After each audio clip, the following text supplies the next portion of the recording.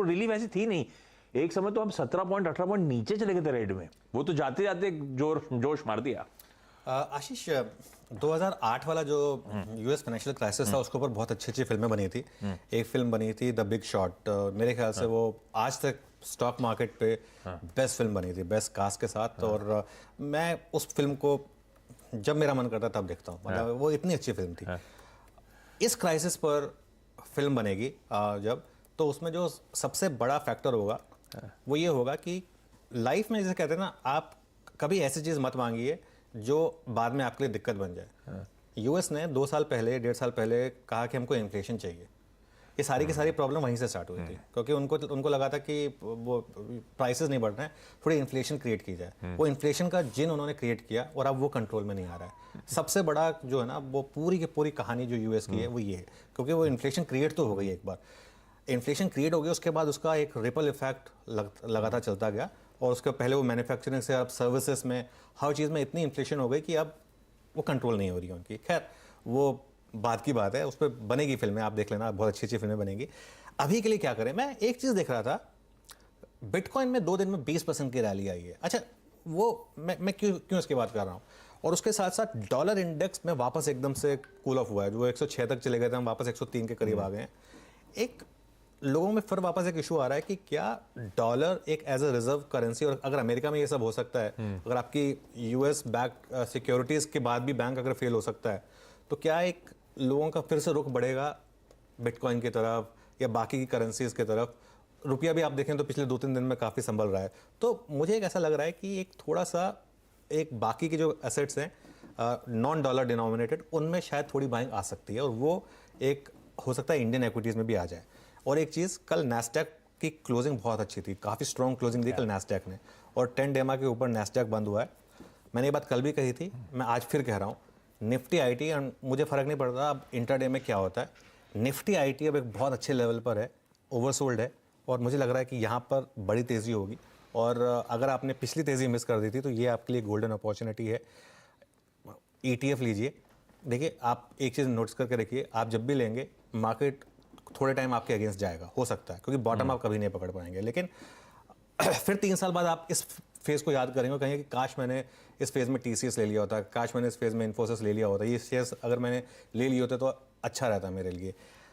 ये कंपनियां बंद नहीं हो रही हैं, ये एक आध क्राइसिस हैं। कल बहुत अच्छा वीडियो आपने डाला था कि आईटी कंपनियां क्यों कर रही हैं, लेकिन ये फेजेस आते रहते हैं इन कंपनियों के लिए। ये कोई पहला फेज़ नहीं है, ना ही ये आखिरी फेज़ होगा, ऐसे फेजेस आते रहेंगे इन कंपनियों के लिए। लेकिन एक जो इनका बिजनेस मॉडल है वो काफ़ी स्ट्रॉन्ग है, और अब वैल्यूएशन भी काफ़ी अच्छी हो गई है। तो मुझे लग रहा है ये एक पॉकेट है जहाँ पर एज एन इन्वेस्टर आप फोकस कर सकते हैं। ट्रेडिंग में देखिए बहुत कुछ हो सकता है। ऑफ लेट मेरा रुझान थोड़ा इन्वेस्टर्स की तरफ ज़्यादा है ट्रेडर्स के बजाय, क्योंकि मुझे ऐसा लग रहा है कि ये एक वो जोन है जिसमें एक इन्वेस्टर्स के लिए एक अपॉर्चुनिटी मिल रही है, तो इन्वेस्टर्स को उस पर फोकस करना चाहिए। लेकिन जहाँ तक ट्रेडर्स की बात है, ऑब्वियसली नेक्स्ट वीक की पॉलिसी बहुत इंपॉर्टेंट है, 22 तारीख। अच्छा, एक और चीज़, 22 तारीख का वो जो फेड का एक्शन होगा, मेरे ख्याल से इस साल का सबसे इंपॉर्टेंट एक्शन होगा, क्योंकि अब कई लोगों को लग रहा है कि क्या वो इस क्राइसिस के बाद थोड़ा सा कूल ऑफ करेंगे या नहीं करेंगे, तो वो पता चल जाएगा। और एक चीज़, ये हमने बात शुरू में की थी सीरीज़ के शुरू में, कि 5 हफ्ते की सीरीज़ जो होती है वो बहुत वॉलेटाइल होती है शुरू में, और 15 मार्च के करीब जब एडवांस टैक्स वाला इशू आता है तो एक काफ़ी लिक्विडिटी पे प्रेशर एडवांस टैक्स की वजह से भी आता है। अब एडवांस टैक्स वाला इशू भी आज खत्म हो जाएगा। तो मेरा ये मानना है कि अगले 2 हफ्ते में रिस्क रिवॉर्ड आपके काफ़ी फेवर में है लॉन्ग ट्राई करने के। नहीं चलेगा तो ठीक है, एक स्टॉप लॉस आप हमेशा लगाएंगे, लेकिन बड़ी ट्रेड जो मैं फिर से कह रहा हूँ आपको, शायद लॉन्ग साइड पे मिलेगी, ना कि शॉर्ट साइड पर। Beautifully put across. अब कन्विक्शन बढ़ रहा है कि इन लेवल्स के आसपास बड़ी ट्रेड अब तेजी की बनती हुई नजर आएगी। हाँ, एडवांस टैक्स पेमेंट के आज आखिरी दिन है। खैर, आईटी को अब रखिए रडार पे। इंडिविजुअल दिग्गज आईटी स्टॉक्स या आईटी का ETF, उसको खरीदने का बहुत अच्छा समय शायद आता हुआ। अब ग्लोबल क्यूज डिस्कस कर। अच्छा, ग्लोबल में एक चीज और, हालांकि उसका कोई लेना देना नहीं है, पर हमें पता होना चाहिए, क्योंकि हर जगह हेडलाइन ग्रैब कर रहा है। कुछ यूएस और रशिया के बीच में टेंशंस एस्केलेट हुए, ऐसी ओवरनाइट डेवलपमेंट में पढ़ रहा था। दुनिया की दोनों सुपर पावर्स कल यूएस, अब वो पक्का कंफर्म हो गया? ब्लैक सी के ऊपर वो एक्चुअली उनका ड्रोन था और वो यूएस का ड्रोन था। इंटरनेशनल जोन था, तो थोड़ा सा इनके बड़े फ्लैम्बॉयंट टाइप के पायलट है रशिया वाले, बदमाश टाइप के ना, तो उन्होंने देखा अच्छा तो चलो मार देते हैं, लेकिन वो ऐसा नहीं था कि इंटेंशनली उसको गिराना ही था। रशिया डिनाई कर रहा है, पर ये था पहला दोनों आर्मीज का कन्फ्रंटेशन था यूक्रेन के जब से इन्वेजन की शुरुआत हुई। खैर सब चलता रहेगा, दोनों इसमें ज़्यादा बढ़ेंगे नहीं, आई एम श्योर। पर ये कहानी थी ग्लोब की। अब जरा आज के मार्केट पे चर्चा करूं उससे पहले आज का सेटअप डिस्कस कर लिया जाए। सब कुछ ठीक, सब इंतजार कर रहे हैं कि फूफा यानी कि एफआई कब ब्लिंक करेंगे, वो घूरे ही चले जा रहे हैं। एफआईज ने कल कैश में 3,000 करोड़ रुपए की बिकवाली करी, वो और सिस्टम्स में शॉर्ट क्रिएट करे, और अब तो 87% पे ये हो क्या रहा है? ये क्या अवेट कर, ये कब ब्लिंक करेंगे, या फिर ऐसा क्या देख रहे हैं जो इस तरह के सिस्टम में शॉर्ट बढ़ते ही चले जा रहे हैं? और देखिए एक चीज़ है, हम लगातार जब 75% शॉर्ट से तब से कह रहे हैं कि शायद शॉर्ट कवरिंग आएगी, शॉर्ट कवरिंग आएगी। वो 75 का 77 हुआ, 70 का 80 हुआ, 80 का 85 हुआ, 85 का 87 हो गया, और लगातार सेलिंग एफआईएस की बढ़ रही है। कल भी इंडेक्स फ्यूचर्स में 1480 करोड़ की सेलिंग हुई है इंडेक्स फ्यूचर्स में कल। और लॉन्ग शॉर्ट देखिए कितना हो गया, 13% लॉन्ग रह गए हैं अब सिर्फ, और 87% शॉर्ट रह गए हैं। अच्छा, नॉर्मली ये चार्ट वीडियो डिस्कस करते हैं, लेकिन मैं आज ये चार्ट डिस्कस करना चाहता हूँ थोड़ा सा। वो जो एफआईएस का लॉन्ग शॉर्ट का चार्ट है ना, ये एक बार जरा लेकर आइए स्क्रीन पर। अब देखिए ओवरऑल नेट शॉर्ट जो है 1.4 लाख कॉन्ट्रैक्ट्स, 1,44,000 कॉन्ट्रैक्ट शॉर्ट्स हैं एफआईएस के। ये देखिए आपकी स्क्रीन पर आ रहा है ये वाला चार्ट। और ये जब लास्ट बार आया था तब ये आया था अक्टूबर में। अक्टूबर में करीब हमने ये मामला देखा था, इस लेवल की शॉर्टिंग जो थी अक्टूबर में हुई थी। और अक्टूबर में लेवल क्या थे, 16,800। और यही उस समय सेंटिमेंट था, यही उस समय भाव था, और यही उस समय एफआईएस का लॉन्ग शॉट था। और वहाँ से फिर वन वे रैली हुई थी 16,800 से 18,800, 2,000 पॉइंट की रैली हुई थी। आपको याद होगा अक्टूबर का लो 16,800, कुछ सितंबर अक्टूबर का लो था 16,800। वहाँ से हम गए थे सीधा ऑल टाइम हाई पर अगले 2 महीने में 18,800 की तरफ। तो प्रेसिडेंट है आपके पास एक, क्योंकि फिर वही सेंटिमेंट भी उसी लेवल पर है, प्राइस भी उसी लेवल पर है, एफआई की शॉर्टिंग भी उसी लेवल पर है, और पुट कॉल रेशियो भी उसी लेवल पर है। पुट कॉल रेशियो आ गया 0.69 पर, मिडिल ऑफ द सीरीज। मैं फिर से कह रहा हूँ, अनलेस एक ऐसा कोई ब्लैक स्वान इवेंट है जिसका हमको पता नहीं है, जो कि यूएस में प्ले आउट हो रहा है या कहीं और प्ले आउट हो रहा है, अनलेस एक ऐसी चीज़ है जो हमको पता नहीं है, जो इन एफआईएस को पता है, जो वो इस तरीके के शॉर्ट क्रिएट कर रहे हैं, इससे बेटर अपॉर्चुनिटी नहीं हो सकती आपके लिए शॉर्ट कवरिंग के लिए या फिर एक लॉन्ग ट्राई करने के लिए। रिस्क रिवॉर्ड जो है वो इस लेवल पर आपके फेवर में नहीं है शॉर्ट करने के लिए। क्योंकि इसमें होगा क्या ना आशीष, मान लीजिए आप यहाँ शॉर्ट कर दें, हल्की सी भी पॉजिटिव खबर आ गई, हल्की सी भी, तो मार्केट में शॉर्ट्स इतने हैं कि उसके बाद बाइंग की जरूरत ही नहीं है आपको, शॉर्ट्स ही बाकी का काम कर देंगे आपका। इतनी बड़ी रैली उसकी वजह से आ जाएगी। तो फिर मैं मेरे ख्याल से बार बार रिपीट कर रहा हूँ अपने आप को, लेकिन एक रिस्क रिवॉर्ड जो है वो शॉर्ट के फेवर में अब बिल्कुल नहीं है। अनलेस, जैसे मैं कह रहा हूँ, एक ब्लैक स्वान इवेंट है, जैसे वो लीमन टाइप का ब्लैक स्वान इवेंट था, किसी को पता नहीं था, वो तो इवेंट होने के बाद पता चलता है। अगर वैसा होगा तो फिर ऑल बेट्स आर ऑफ, लेकिन अदरवाइज मेरे ख्याल से यहाँ पर आपके लिए रिस्क रिवॉर्ड फेवर में थोड़ी सी हिम्मत करनी पड़ेगी बाय करने की। बाय करने के लिए हिम्मत चाहिए आपको, ट्रेंड के अगेंस्ट, ट्रेंड के साथ तो हर कोई चलता है, ट्रेंड के अगेंस्ट काम करने के लिए थोड़ी हिम्मत चाहिए आपको। बहुत बढ़िया। तो सारे वेरिएबल जो डिस्कस हुए, चाहे लॉन्ग शॉर्ट पोजिशनिंग, चाहे पुट कॉल रेशियो, और जिस तरह के ग्लोबल क्यूज हैं, ये सब पॉइंट आउट कर रहे हैं कि अब शायद रिस्क रिवॉर्ड शॉर्ट्स के फेवर में नहीं है। तो आपने वो बोल्ड कॉल तो दे दिया था कि फीलिंग आ रही है तेजी की, वो ठीक है। आज के सेशन के लिए अब अगर 90 पॉइंट के आसपास का गैप अप मिल रहा है, मोटामोटी आधा % मान लीजिए ऊपर खुल रहा है, क्या वॉच आउट करूं, कैसे डिसाइड होगा कि ये गैप अप के बाद सस्टेन कर रहा है, आज दिन के दौरान ट्रेंडिंग डे बन सकता है, फिजल आउट होगा, क्या लेवल्स वॉच आउट करने, और फिर आज का सेशन अप्रोच कैसे करूं? देखिए आशीष, उसमें एक चीज़ है, हाँ। कल भी हम वैसे भले पॉजिटिव थे, लेकिन एक चीज़ जो हमने साफ बोली थी कि जब तक 17,440 क्रॉस नहीं होता तब तक टेक्सचर मार्केट का सेल ऑन रैली रहेगा। बड़ी ट्रेड आपकी जो ट्रेडर की है वो सेल ऑन रैली की है। देखिए एक डिफरेंशिएट करना बहुत ज़रूरी है between trade and investment. Trade अभी भी सेल साइड की वर्क कर रही है सेल ऑन रैली, और हो सकता है पहला गैप अप आज फिर सेल हो जाए, ये एक आज मार्केट में रिस्क है। तो एक अप्रोच जो ट्रेडर की अप्रोच जो रही है, ट्रेडर की अप्रोच रही है सेल ऑन रैली, क्योंकि वो सेल ऑन रैली अप्रोच ने ट्रेडर के लिए काम किया है। और आज अगर गैप अप्स में आपको इंडिकेशन दिखे कि सेल हो रहा है तो शायद काम करे।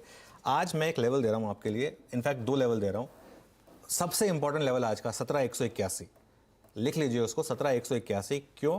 क्योंकि कल ज़बरदस्त कॉल राइटिंग हुई है 17,100 पर, और उसके प्रीमियम के हिसाब से अगर आप उसको एडजस्ट कर दें 17,181 के ऊपर अगर हम निकले और टिक गए, शॉर्ट से एग्जिट कर जाइए उसके बाद, क्योंकि उसके बाद बड़ी वाली शॉर्ट कवरिंग पॉसिबल है। तो मार्केट आपको एक मौका देगा, अगर आप इवन गैप अप के बाद भी शायद नीचे आएगा उसमें निकलने की कोशिश करिए, या फिर 17,181 निकले तो बिल्कुल शॉर्ट में से निकल जाइए। और एक और चीज़, अगर 17,242 निकल गया, जो कि 17,200 की कॉल राइटर का एक पेन पॉइंट जोन है, अगर 17,242 निकल गया तो होगी बड़ी वाली शॉर्ट कवरिंग, जिसे कहते हैं जो मतलब भयंकर वाली शॉर्ट कवरिंग जो होती है ना। तो ये जो जोन है 17,181 से 17,242, आज आप नोटिस करिएगा आज के ट्रेडिंग सेशन में गैप अप के बाद इस जोन में थोड़ा सा निफ्टी फंसेगा। 17,180 से 17,240 के बीच एक फंसने का जोन है, वहाँ पर थोड़ा सा रेजिस्टेंस दिखाएगा, वहाँ पर थोड़े से शॉर्ट्स कोशिश करेंगे कि ना क्रॉस करे। लेकिन अगर ये दोनों लेवल निकल गए तो बड़ी शॉर्ट कवरिंग होगी।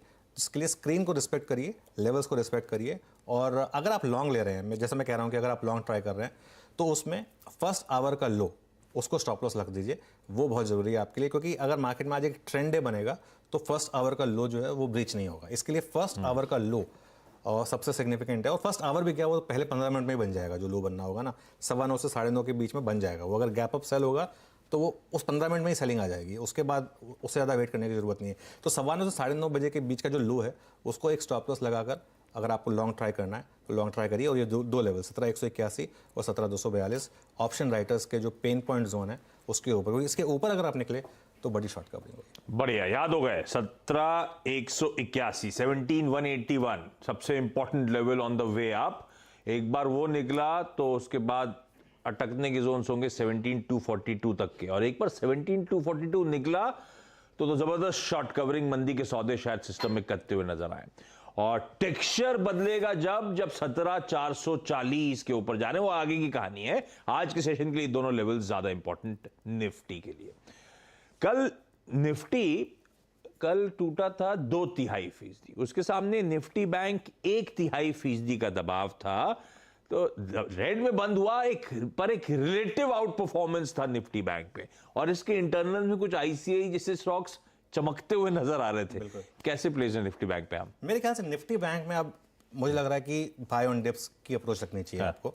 और सबसे इंपॉर्टेंट लेवल बैंक निफ्टी के लिए कौन सा है? 39,785 का। मुझे लग रहा है कि आज शायद उसको क्रॉस करने की कोशिश करेगा बैंक निफ्टी। वो क्या है? 39,500 की कॉल राइटर के लिए सबसे इंपॉर्टेंट पेन पॉइंट। अगर 39,785 रिजेक्ट हुआ आशीष तो शॉर्ट करें। अगर 39,785 क्रॉस हुआ और उसके ऊपर आप टिक गए तो फिर आप लॉन्ग करें, फिर आप प्ले करें वो बड़ी वाली शॉर्ट कवरिंग के लिए। वो जो 1000 पॉइंट वाली शॉर्ट कवरिंग होती है उसके लिए फिर आप प्ले करें अगर 39,785 क्रॉस हुआ। और जैसा आपने बोला इंडिविजुअल बैंक्स में रिस्क रिवॉर्ड अब अच्छा है आपके लिए, और वो दिखा भी रहा है। वो लोअर लेवल पे बाइंग आ भी रही है कुछ बैंकों में, खासतौर से SBI ICICI बैंक में लोअर लेवल पे थोड़ी बाइंग आ रही है। और मुझे लग रहा है कि इस डिप में आप टॉपअप करिए अपने अच्छे बैंकिंग स्टॉक्स को, और या तो ETF ले लीजिए या फिर सीधा अगर आपको पोर्टफोलियो में ऐड करना है तो वो कर दीजिए। इन्वेस्टर्स के लिए वो सलाह है, ट्रेडर के लिए 39,785 आज के लिए मोस्ट इंपॉर्टेंट लेवल। बढ़िया, सारा डिस्कशन हो गया, सब इंपॉर्टेंट बातें हो गई। ग्लोबल ट्रेड सेटअप, उसके बाद निफ्टी IT को देखते हुए कुछ चुनिंदा दिग्गज IT स्टॉक्स में अब खरीदारी करने के बेहतरीन मौके हैं। नॉट आज के इंट्राडे स्पेसिफिक, लेकिन इन लेवल से अच्छा एक्यूमुलेशन लॉन्ग टर्म के लिहाज से पोजिशनली। दूसरी तरफ निफ्टी पे तेजी, लेकिन सबसे इंपॉर्टेंट 17,181 का लेवल, उसके बाद 17,242, ये दो इंपॉर्टेंट लेवल्स जो हमें याद करने थे। और निफ्टी बैंक का texture is by on dips, यही अप्रोच रखना है। लेवल स्क्रीन पे सब नोट डाउन करिए और आप दिखाइए CNBC आवाज का वेडनेसडे का मॉर्निंग पैनल। सारे के सारे एक्सपर्ट्स आपके सामने आपकी स्क्रीन पे हमारी मदद करने के लिए रेडी। शुरुआत कर रहा हूं आज के सारे टॉप कॉल्स के साथ।